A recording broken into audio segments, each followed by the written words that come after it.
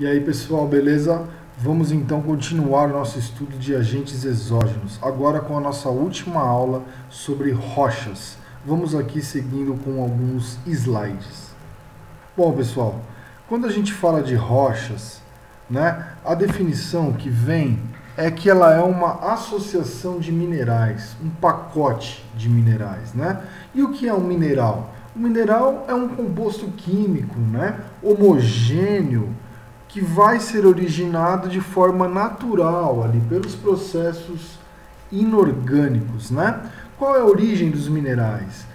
Olha, ele está associado diretamente com os seus ingredientes químicos, Os componentes químicos disponíveis ali no momento de solidificação, digamos, do magma, por exemplo, sob alta temperatura e pressão. Ou seja, então o seu ambiente de formação também vai ter influência nessa origem desse determinado mineral. A composição do magma, silício, oxigênio, o silicato, muito silicato, o magma ele tem muito silício e oxigênio, alumínio, nós temos ferro, magnésio, e ficou o oxigênio ali estranho, mas tudo bem, potássio, fósforo, não é? Então, por exemplo, um mineral pode ser gerado através de líquidos ou gases que estão em fusão ali no interior da Terra, ou através de uma dissolução aquosa também, ou através de uma recristalização de minerais, por alta temperatura e pressão, o arranjo atômico ali, a forma como está estruturada os átomos, as moléculas, sofrem uma recristalização. Lembrando que os minerais, como a gente vai ver no próximo slide, ele tem um arranjo estrutural tridimensional, a gente vai chamar de uma estrutura cristalina. Está aqui a forma cúbica, tetragonal, hexagonal, trigonal, ortorrômbica, e os minerais têm esse arranjo estrutural aí cristalino, uma estrutura cristalina, beleza? Bom, aqui eu coloquei a olivina porque ela é muito bonitinha, ela é uma rocha, é um mineral, desculpa, muito rico em ferro e magnésio, também muito silicato aqui, Como a gente falou, o magma tem bastante silício e oxigênio, bastante sílica, Mas aqui eu gostaria de mostrar três principais minerais, que é o feldspato, olha a fórmula do feldspato, Bastante silicato, quanto mais sílica um mineral tiver, mais branco, mais clarinho ele for. Quanto mais ferro, mais magnésio, a gente chama de minerais máficos. Olha o quartzo, que lindão. Um mineralzão aí de quartzo, um cristalzão de quartzo. E a biotita, que a gente chama de mica, ela é um mineral máfico, muito rico em ferro e magnésio. Como eu havia dito, quanto mais ferro e magnésio, mais escuro, mais próximo ao preto esse mineral vai ser, certo? Vamos então, ao falar de rochas, que a gente já viu que é um pacote de minerais, nós temos três tipos básicos, As ígneas ou magmáticas, as metamórficas e as sedimentares. As ígneas, elas são rochas que a gente chama de primária, Ela é originada a partir do resfriamento do magma. E como vai ser esse resfriamento? Ele vai ser de duas formas, ele vai gerar dois tipos de rocha. Ele vai gerar as intrusivas, que a gente chama também de plutônicas, Plutão é o deus do interior da Terra. A mais famosa das intrusivas é a rocha, é o granito. E nós temos as extrusivas, ou vulcânicas, lembrando que vulcanismo é qualquer processo de extravasamento de magma, e a rocha mais comum entre as extrusivas é o basalto. Lembrando que a composição do magma, novamente, os magmas graníticos a partir de 66% de sílica, e os magmas basálticos de 45% a 52% de sílica. Quanto menos sílica, tem mais chance do mineral ser mais escuro, aí vai depender dos outros elementos, dos outros minerais que compõem a rocha, certo? As metamórficas são secundárias, elas vão ser originadas a partir da transformação de outras rochas que já existem. Toda rocha, seja ela ígnea ou sedimentar, ela pode se transformar em outra rocha, por isso que é legal as metamórficas, E as sedimentares, que também são secundárias, que vão ser originadas a partir de sedimentos, do acúmulo desses sedimentos em bacias sedimentares, sedimentos provindos de outras rochas. Certo? Vamos começar aqui pelas intrusivas ou plutônicas. Como o resfriamento no interior da crosta, olha aqui, no interior da crosta, ou seja, há uma ascensão magmática, ela se aloja aqui no meio de rochas sedimentares, no meio de outras rochas, né? E ela se solidifica de uma forma muito mais lenta. Ela vai dar tempo, né, para que os cristais que formam aqui sejam visíveis, eles cresçam e se tornem visíveis facilmente. Né? Qual é a rocha intrusiva mais comum? O granito. Olha aqui esse croquis. O granito ele é formado de 3 minerais. O feldspato, que é o mais claro aqui, rico em sílica. O quartzo, que é esse mais cinzinha aqui. E esse preto aqui, que é a mica. Então, a constituição mineralógica do granito, certo? É essa composição, feldspato, quartzo e mica. Eu não tenho aqui as quantidades de cada mineral, mas é isso. Dá pra gente ver os cristais, tá vendo? Eles são grandes, porque o magma resfriou de forma lentamente, tá? Você já deve ter almoçado, jantado, escovado os dentes sobre magma resfriado de forma lenta, né? Olha lá os tipos de magma. Quando você tem um amarelinho assim, porque ele sofreu processos ou talvez de oxidação, os mais vermelhos de oxidação mais pesadas, os azuis são magmas antigos, tem uma série de derivações de cores de granito, certo? E vamos falar das extrusivas agora, ou vulcânicas, né? Ela é um resfriamento muito mais acelerado, né? Olha aqui, é uma ascensão magmática, ela vai resfriar fora da crosta, certo? E ela vai ser muito rápida, então a gente não vai conseguir ver os cristalzinhos, só se você utilizar um microscópico, certo? O magma é consolidado na superfície terrestre, né, dentro do oceano ou em vulcões terrestres. Quando ela extravasa no vulcão dentro do oceano, nós temos o derrame, lembra-se disso? E pensa bem, o derrame basáltico no meio do oceano, o encontro de placas é divergente ou convergente?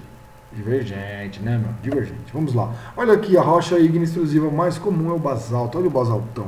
Ferro magnesiana, máfica. Você não vê os cristais, né? Foi resfriado muito rápido ali o magma, então os cristais não se desenvolveram, certo? Se a gente tivesse em aula ao vivo ali, ia mostrar para vocês um basaltão e um granito.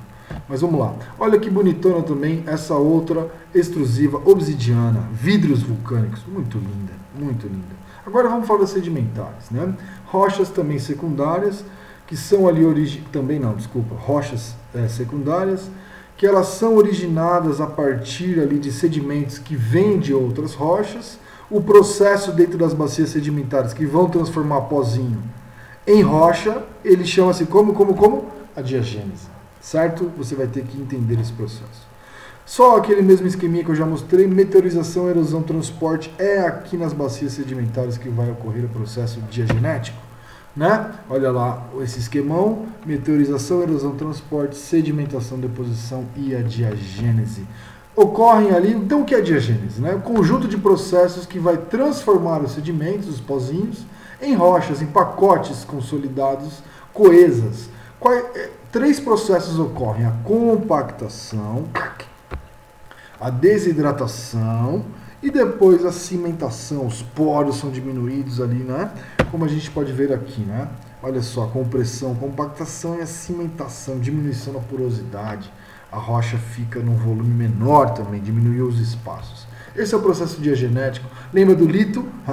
Vou também deixar o vídeo do lito para vocês assistirem aí, não esquecer do lito. E aí, as rochas sedimentares, nós temos 3 tipos também básicos, né? Nós temos as clásticas ou detríticas, que são aquelas rochas formadas por sedimentos, frutos do intemperismo físico, os grãos de areia, os grânulos, né? A mais comum dessas é a arenito. Olha aqui a estrutura, né, segmentada, bandada do arenito, né? Nós temos as químicas, fruto do intemperismo químico, ali a dissolução, a hidrólise, a oxidação, acabam gerando outras rochas, totalmente novas, totalmente rearranjadas as suas moléculas, né? A mais comum nós temos a dolomita, muito bonita a dolomitona, e nós temos as orgânicas também, né, que são rochas formadas a partir de sedimentos de organismos vivos, né? Vegetação ou animais. A mais comum é o carvãozão mineral. Olha só, nós temos alguns tipos de carvão mineral, que vai também ter aqui influência na sua porcentagem de carbono. Tem a ver com o processo de soterramento. Quanto mais profundo e mais antigo for o soterramento de restos de vegetação e animais. E depois, né, o antracito também, além de ser profundo, tem a ver também com processos endógenos que vão entortar, que vão dar uma rugosidade ao terreno, né? Então nós temos o aumento gradual de carbono,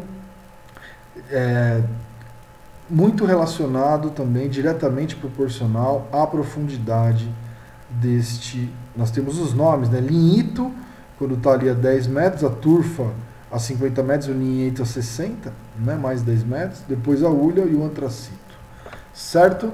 E aí, só aqui para a gente olhar mais algumas fotos, temos o varvitão também, que ele é uma sedimentar através. A origem dela é os sedimentos de lagos polares, na época ali em que as massas continentais eram todas juntas, antes da separação, né, entre Laurasia e Gondwana, da desintegração da Pangeia. Nós temos ali o varvitão, por exemplo, em Itu. Você vai lá, a gente um dia, se Deus quiser, a gente vai lá, né, um dia. Nós temos aqui vendido para você fazer revestimento como um azulejo, assim, dá uma lajota bonita o varvito, né?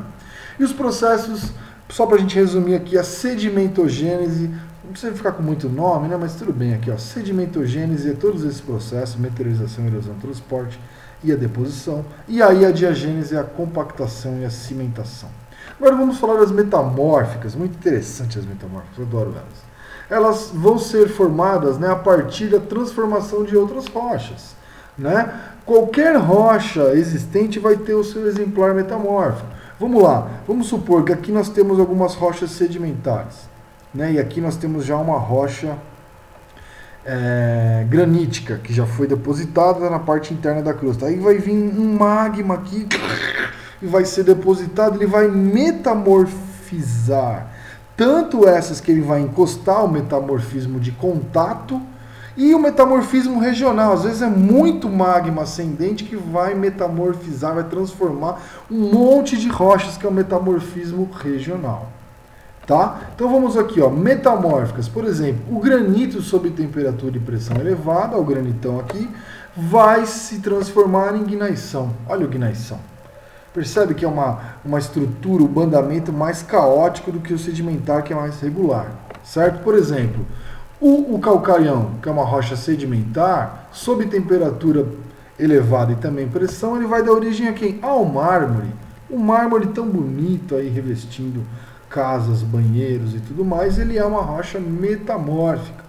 Ele foi transformado a partir da alta pressão e temperatura que uma rocha sedimentar como o calcário sofreu, né? Nós temos aqui, ó, mais um mármore, só para a gente, né, fechar aqui a ideia. O gneiss, metamorfismo regional, que a ascensão magmática vai transformar uns lugares muito maiores em área. E aqui o mármore, metamorfismo de contato, mais ali ligado, muito próximo ao ao extravasamento de magma, à ascensão magmática. E aí o ciclo das rochas é um esquema, um infográfico muito bem feito, né? Que ele parte aqui, né? Do esquema que a gente acabou de ver, né? Rochas ígneas, extrusivas, sofrendo a ação do intemperismo, a ação climática. Aí, além do intemperismo, o físico e o químico, nós temos depois o transporte, a deposição de sedimentos em bacias sedimentares, ocorre o processo de litificação. Essas rochas sedimentares vão ser soterradas, né? Ocorre aqui o metamorfismo, olha o bandamento aqui já caótico, né? Rochas metamórficas perto ali da fusão, porque as metamórficas ainda não fundiram, podem fundir-se novamente pelo processo, e aí vira magma e novamente se consolida numa rocha. Temos aqui um ciclo das rochas, muito interessante esse infográfico, certo? E aqui nós temos os minerais formadores aqui da crosta terrestre, né? Nós temos 90% dos minerais que constituem as rochas, são silicatos, silício e oxigênio. Olha que interessante, né? E aí nós temos que em questão de volume, 95% das rochas são cristalinas, metade ígneas e metade metamórficas. Ah, só uma coisa interessante. Rochas cristalinas, quando eu falo cristalina, significa a ígnea e a metamórfica, certo? 5% de rochas sedimentares. Questão de volume é mais cristalina que sedimentar. Questão de área, ao contrário, 75% da superfície é coberta por uma fina camada sedimentar e 25% das rochas cristalinas. Resumindo, a crosta terrestre é uma fina camada de rochas sedimentares recobrindo uma enorme massa de rochas cristalinas, que é a ígnea e a metamórfica. Beleza, pessoal? Bom, legal aí, deu para entender a questão das rochas? Vamos fazer uma atividadezinha e vamos nos falando. Forte abraço e nos vemos em breve, se tudo der certo. Espero que sim.